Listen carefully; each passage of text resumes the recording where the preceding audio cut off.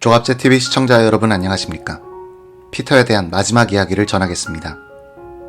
피터에 대한 6차 최면 치료는 5차 치료로부터 4주 뒤인 2월 11일에 진행됐습니다. 이날 최면 치료에는 납치 현상을 연구하는 심리치료사인 허니 K가 동석했습니다.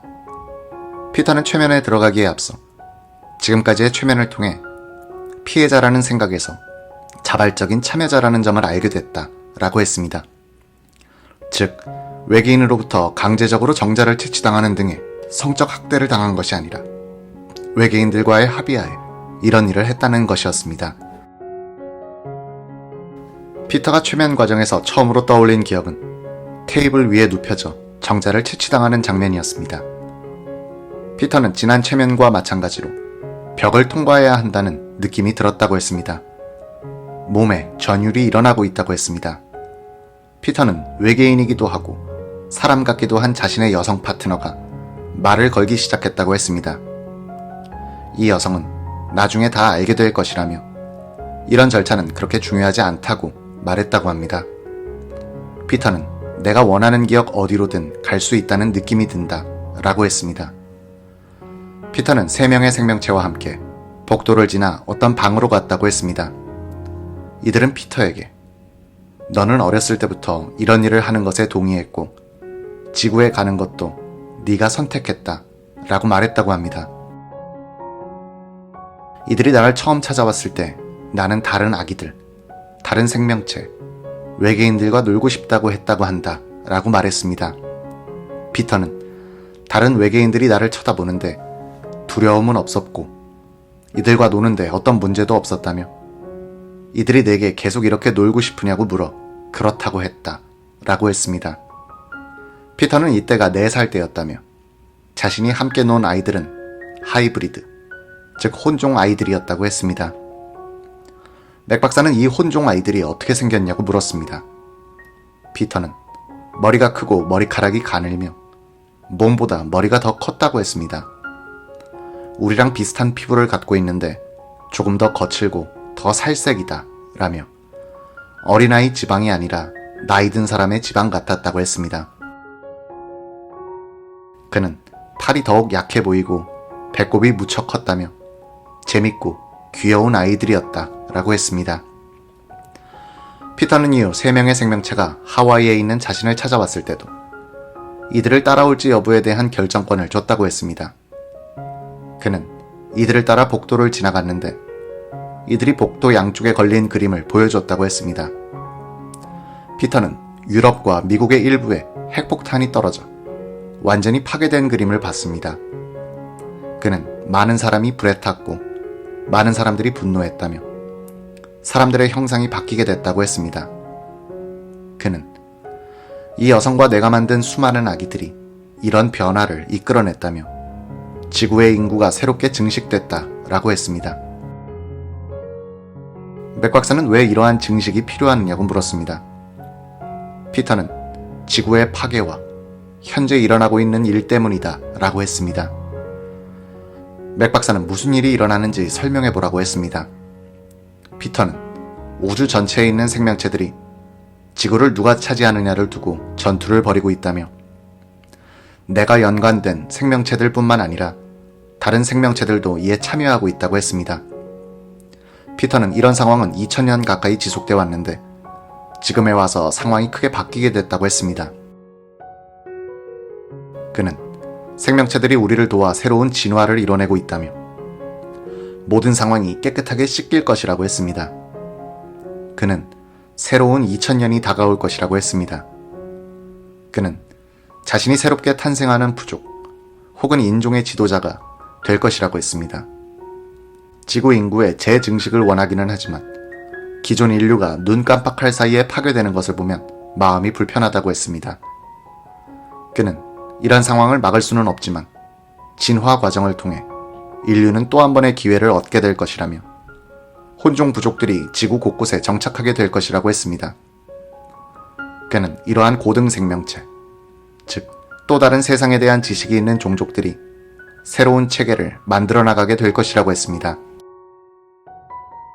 맥 박사는 기존 인류의 운명은 어떻게 되느냐고 물었습니다. 피터는 많은 사람들이 지구에 남게 되겠지만 전염병과 역병 등으로 문명이 파괴될 것이라며 사회 전체가 무너져 내릴 것이라고 했습니다. 맥 박사는 그렇다면 우리가 무엇을 해야 하느냐고 물었습니다. 피터는 미래에 희망은 없다며 구명보트에서 가라앉는 선박을 지켜보는 것과 같은 느낌이다 라고 했습니다. 이렇게 6차 최면 치료는 종료됐고 7차 최면 치료는 4월 22일에 진행됐습니다. 그가 처음 떠올린 기억은 방 안에 외계인들과 아이들이 있고 자신이 갓난아기나 태아 같은 느낌이 들고 있다는 장면이었습니다. 그는 내 몸은 외계인의 몸이었다며 머리가 크고 목은 아주 가늘다고 했습니다. 내 몸은 가늘었고 손가락은 길었다며 허리도 얇은데 모든 게 다 길고 가늘었다고 했습니다. 그는 이 장면이 지구에 오기 전의 일인 것 같다고 했습니다. 그는 나는 지구에 무언가 목적을 갖고 방문한 것 같다고 했습니다. 피터는 그가 오랫동안 알아왔던 외계인 친구와 대화를 나누고 있었다고 했습니다. 그는 작별 인사를 하고 있었는데 이런 모습으로 만나는 것은 이번이 마지막이라는 아쉬움이 있었다며 그녀를 떠나기 싫다고 했습니다. 그러나 나는 그녀를 돕기로 결정했기 때문에 떠나야만 했다며 지구에서 인간 남성의 모습으로 그녀에게 정자를 제공해야 하기 때문이라고 했습니다. 그는 외계인의 입장이 된 것처럼 말을 하기 시작했습니다. 그는 인간은 우리를 받아들여야 한다며 납치 경험자들은 외계인의 자아를 갖고 있다고 했습니다.